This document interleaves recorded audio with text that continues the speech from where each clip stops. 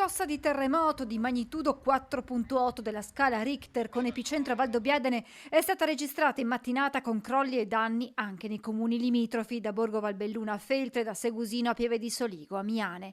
È in questo quadro che si è svolta l'esercitazione di protezione civile che ha simulato un evento sismico. Immediatamente si è messa in moto la macchina dei soccorsi. Dalla regione è stata attivata la colonna mobile dell'ANA con direzione Valdobbiadene per l'approntamento del campo.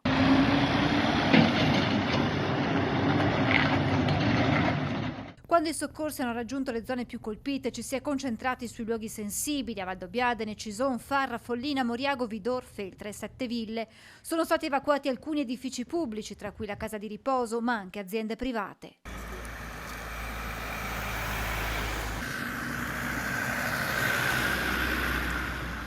Presente all'esercitazione l'assessore regionale alla protezione civile Giampaolo Bottaccine, che ha raggiunto alcuni dei centri di coordinamento soccorsi delle province di Treviso e Belluno e dei centri operativi comunali dei 12 comuni interessati per verificare personalmente le procedure e dare il suo supporto, come è solito fare in caso di emergenze reali.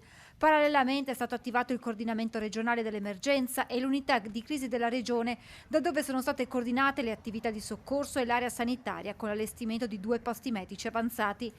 L'esercitazione è proseguita per tutta la giornata con la simulazione di vari scenari che hanno visto lavorare sul campo uomini e mezzi di tutti i comparti solitamente coinvolti in situazioni come questa.